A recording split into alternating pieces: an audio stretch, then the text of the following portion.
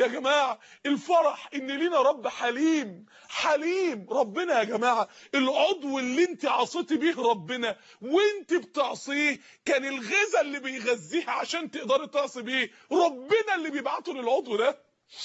يعني كان قادر، الله كان قادر وانت بتبص للحرام انه يمنع القوت عن عينك تتعمي.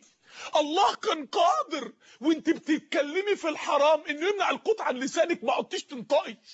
الله كان قادر وانت بتسمع الاغنيه الحرام يمنع القوت عن ودانك ما عدتش تسمع.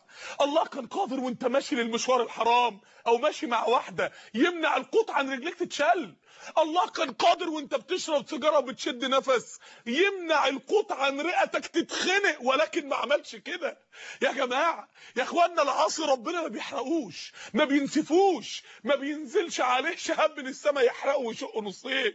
العاصي ربنا بيكرمه وبيرزقه وبيجوزه وبيشفيه وبيعطيه وبيكرمه وبيجيب دعاءه وبيتوب عليه.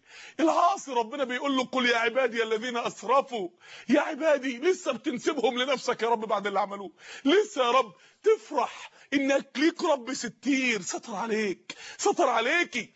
لو الصحيفه بتاعتك حد عثر عليها وصورها ووزعها على اهل المنطقه بتاعتك كلها وشافوا المعاصي اللي بينك وبين ربنا اللي لو اخوك عرفها مش هيسكن معاك في بيت واحد، تخيل ساعتها هيحصل ايه؟